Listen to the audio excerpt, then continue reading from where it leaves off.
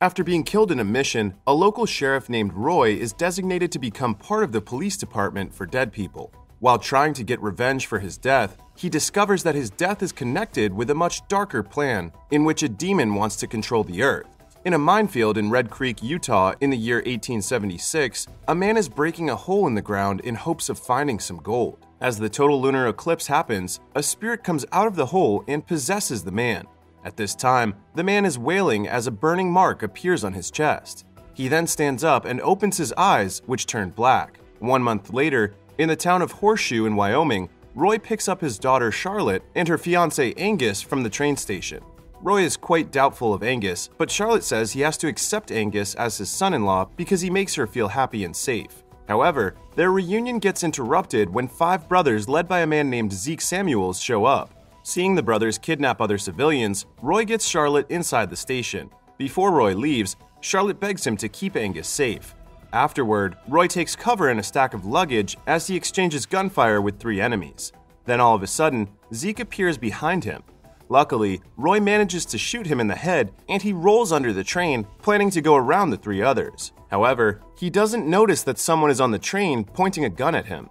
As the man pulls the trigger, Roy is suddenly transported to an unfamiliar place. There, a woman named Hano welcomes him to the afterlife. Hearing that he's already dead, he immediately asks about Charlotte, to which Hano answers that his daughter is still alive. Afterward, Hano proceeds to explain that upon reviewing Roy's files, he is designated to the R.I.P.D, or the Rest in Peace Department. She then introduces herself as the captain of R.I.P.D, West American Division. According to Hano, R.I.P.D is God's police force assigned to fight the Deados. Confused, Roy asks what is a Deado. Hano says that the Deados are the souls of the dead that escaped their judgment and are still hanging around on the earth. The presence of the Deados on Earth threatens all of humanity. Hano then takes Roy to the armory. Amazed, Roy picks up the gun that's most appealing to him. Hano commends his choice, but Roy points out that he's loyal to his old gun. However, Hano points out that his gun is useless against the Deados. Only the R.I.P.D weapons will exterminate them for good. Roy continues to look around the armory when he finds a symbol on the ground. Hano says that it's called the Ouroboros, which signifies life, death, and rebirth. After a soul possesses a human, the symbol will appear in its torso.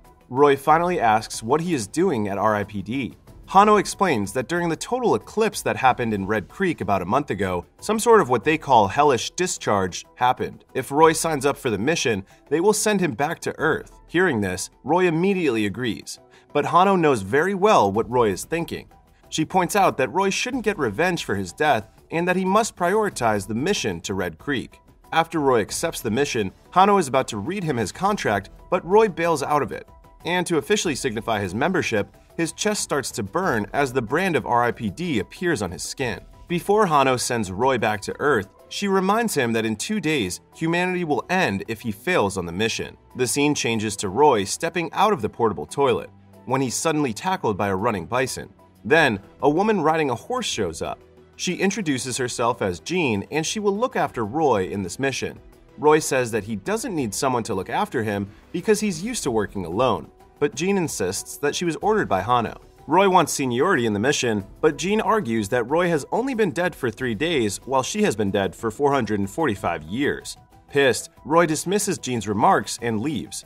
Meanwhile, Zeke and his men are kidnapping people again. When the law enforcers arrive, they engage in a shootout with Zeke's group. Going back to Roy, he goes home to his daughter, but Jean drags him away. Roy fights with Jean for stopping him from seeing his daughter. Their fight ends with a draw as they manage to point their weapons at each other. Jean finally reveals to Roy that he cannot see Charlotte because he doesn't look the same anymore. In his wife and his wife's tombs, Roy looks at the mirror and sees that he and Jean appear to be black women. But this doesn't change Roy's mind. He still wants to talk to his daughter. Getting the picture of himself and Charlotte from his grave, Roy plans to go back to his daughter. But Jean stops him once more, saying that whatever he tries to say to Charlotte will only come out as random gibberish. At this time, Roy's best friend named Henry arrives and sees the 2 ladies. Jean introduces herself as Maltide and Roy as Mabel. She then invents a story about how they met Roy so they do not look suspicious. While Henry is telling them how good of a person Roy is, he unintentionally reveals that Angus was kidnapped by the Samuels. He also adds that 3 of the 5 Samuels were apprehended by the U.S. Marshals during the incident in the bank. Hearing this, Roy wants to go save Angus for the sake of his daughter. However, Jean stands firm that Angus is not part of their mission, but this doesn't stop Roy from trying to rescue Angus. With no other choices, Jean has to follow Roy. After a while, Roy and Jean wait for their carriage where their brothers are being transported.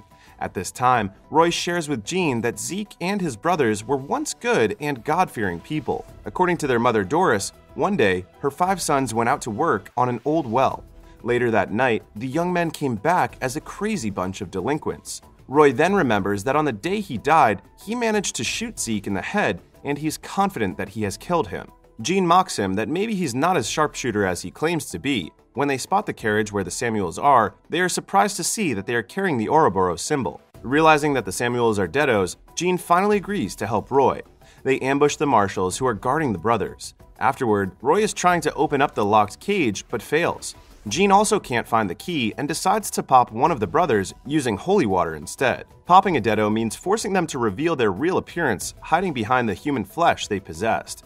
As a deado breaks out of the cage, Roy immediately exterminates it. The 2 other brothers show up and try to restrain Roy, but Jean quickly kills one of them while the other one is left alive for interrogation. Roy then discovers that the one they left alive, whose name is Slim, is the one that was said to have killed him. He confronts Slim about it, but he denies the accusation, saying that someone framed him for Roy's murder. Roy wants to kill him, but Jean says they need information from him first. Spurting a little holy water on Slim, he slowly starts to pop.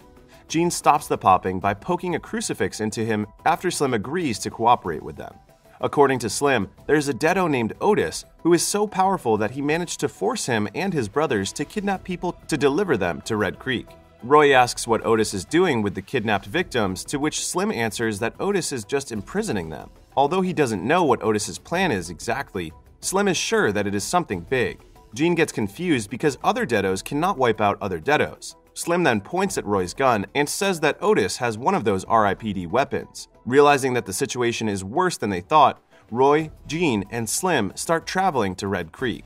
Meanwhile, a woman named Nell reports to Otis that Zeke's group adds 8 more people to their collection of prisoners. Otis wants to send the crew for another hunt, but Nell says Zeke doesn't want to follow him anymore. As it turns out, other deados are doubtful of Otis's origin and real identity. Hearing this, Otis explains to her that during the eclipse, he escapes through a limbo when a fragment of the gateway grows weak. He continues that tonight's blood moon will complete the tedratic lunar cycle, making the entire gateway weak. Then, the humans they gather will work excessively to dig up the gateway to accomplish Otis's plan to rule the earth. Afterward, Otis talks to Zeke about his dying faith in him. He punishes him by grabbing the soul that's possessing Zeke and then shoots it with an R.I.P.D. equalizer. Seeing this, other deados decide to follow Otis once again. Going back to the 3, Roy wants to exterminate Slim because he's just extra baggage for them. However, Jean declines, saying that a caught deado will be brought to Hano, where they will be redirected to hell. They will only kill deados if the situation requires them to. Later that night, as the blood moon appears, they finally arrive at Red Creek. They notice that the town is nearly empty and every citizen they see is sick. At this time, they try to check in the hotel, but the owner named Julius, who's also the mayor of the town, points to the sign that says people of color are not allowed in the hotel. Pissed, Roy shows his gun and forces the mayor to burn the sign. As the man burns the sign, Jean turns around because she seems afraid of fire. Then, Julius calls his black employee named Beverly and asks her to bring Roy and Jean to their room. There, Jean asks what ails the town and why it is nearly empty. Beverly says that no one knows what caused their sickness, but the citizens left the town because of a rumor of gold near Red Creek. That's what Julius tells them, at least. Hearing this, Roy and Jean begin to suspect Julius. When Beverly leaves, Jean shares her thoughts with Roy. Jean points to the mountains where the minefield is and suspects that it's what makes the people of the town sick. Her theory seems to be right, as the people were imprisoned in the minefield wear masks. A man loses consciousness and his daughter is about to remove her mask to revive him. But Angus stops her, saying that she will die if she takes off her mask. He then checks on the father and he assures the woman that her father just needs some rest. Afterward, Julius, whose condition is getting worse, goes to Otis and asks for a mask in exchange for all of the help he had given him. However, Otis insists that the masks are for his workers only. Julius begs him, saying that he doesn't want to die. Otis then mockingly tells the man that death isn't always bad. As he gives Julius a mask, Otis assures him that a new day will soon begin for all of mankind. Yet, as it turns out, the mask is just a trap. When Julius wears it, Otis's men tie him up and put him in a carriage. Back in the hotel, Slim is trying to convince Roy and Jean that he can help them. Taking pity on the man, Roy asks Jean if the real Slim can still be inside his body. But Jean says that the real Slim is gone and the Deado has complete control of his body now. After leaving Slim at the hotel room, Roy and Jean go to the church but find no one there. Then, all of a sudden, they hear a man screaming for help outside. They quickly help the man and discover that it's Julius. Asked what happened to him, Julius reveals that Otis captures the whole town and brings all of the prisoners to the minefield in the mountains. Jean recognizes the minefield as the gateway and realizes that a toxic gas is coming from the depths of hell. That's why it's killing all the people. After connecting the dots, Jean finally understands that Otis plans to use the prisoners to dig up the gateway, then turn all of them into Deados and the rest of the world. Roy asks why didn't Otis and his Deados do the digging since they're stronger than humans? According to Jean, God created a defense mechanism between Earth and Hell, and it is humanity. And only when humanity invites the soul back to Earth can the souls rise again. Hearing all of this, Julius laughs at them, thinking that they're crazy. Suddenly, Deados appear behind Roy and Jean to attack them. They try to fight back the Deados, but they are outnumbered. Meanwhile, when Beverly looks for Julius for his usual tea for the night, she discovers a flyer at his desk. After seeing its content, she helps Slim get out of his restraints. In turn, Slim gives Beverly a mask to save her life. He also gives her more spare masks and orders her to give them to everyone that's left in the town. The scene changes to the minefield where Roy and Jean are imprisoned. Nell arrives and seems to recognize Jean. As it turns out, Nell was once part of the R.I.P.D. and she robbed the armory after she betrayed the department. That's why Otis has an R.I.P.D. equalizer. But their conversation is interrupted when Angus tries to fight off the Deados guarding them. But he fails miserably. When Roy recognizes Angus, he realizes that Angus is a good man and he's the right man for Charlotte. At midnight, when the prisoners are rounded up, Otis and Nell talk to Roy and Jean.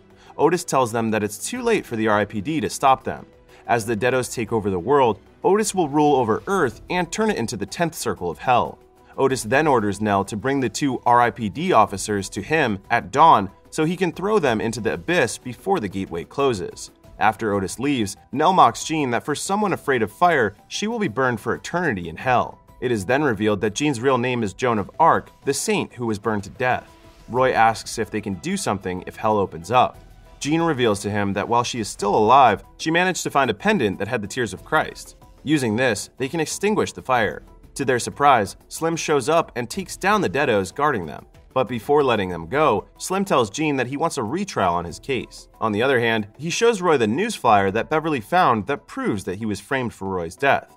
After getting free, Jean tells Roy that he needs to drop the tears in the center of hell for their plan to work. However, he cannot go with them because she's afraid of fire. But Roy points out that she's been guarding the tears of Christ for 445 years and closing hell is her destiny. The scene then changes to the prisoners breaking a large hole in the ground, opening up hell. This causes damned souls to start possessing people. Angus warns the others that they shouldn't look at the souls or they will be possessed. Hearing this, Otis orders the Deados to force the prisoners to open their eyes. Slim then arrives, pretending to hold Roy at gunpoint. He tells Otis that Jean rebelled and killed the guards, so he killed her. Otis orders Slim to throw Roy into hell. After waiting for an opportunity, Slim shoots Otis, but a soul protects him. Roy orders Slim to help Angus in evacuating all the remaining humans while he fights Otis and other Deados. Unfortunately, a big Deado gets the advantage over him. Seeing this, Jean musters up all her courage and jumps over the pits of hell to drop the tears of Christ. She then kills the big Deado. Plunging her sword to the ground, she and Roy hold onto it as hell sucks everything upon its closing. Slim and the civilians are also holding onto the grills of the prison to avoid getting sucked. After the hell has been sealed off, Roy and Jean think that their mission is already done. Unfortunately for the two, Otis didn't get sucked into hell. Otis pops off and reveals himself to be Astaroth, the right hand of the devil himself. Roy picks up a shotgun and fires at Astaroth to distract him while Jean picks up her sword. However, Roy and Jean are no match for the powerful demon. Astaroth uses the souls to grab Roy and Jean, but she pulls out the crucifix which weakens the souls' grasp on them. Freed, Roy finds the tears of Christ and puts them on his gun. He then shoots Astaroth, exterminating him for good. As the sun rises, the prisoners go back to their families at Red Creek. Roy also confronts Julius about his death. Julius reveals that he was the one who shot him, but it's only because he thought Roy was one of the Samuels. But instead of killing him for revenge, Roy sends Julius to prison. With Slim as the temporary sheriff of Red Creek and Beverly as his deputy, they will bring peace and order back to the town. Before leaving, Roy and G remind Slim that they will be back for him when his retrial is set. Then the day of Charlotte and Angus's wedding arrives. Not being able to say a word that they can understand, Roy gives his message to Charlotte through a tight hug. Afterward, Roy and Jean get back to the portable toilet, the gateway to R.I.P.D. Roy tells Jean that he's finally ready to enter heaven. Jean laughs at him after realizing he didn't read his contract. As it turns out, Roy will only go to heaven after serving the R.I.P.D. for 100 years. The movie ends with Roy getting hit by a running bison once again.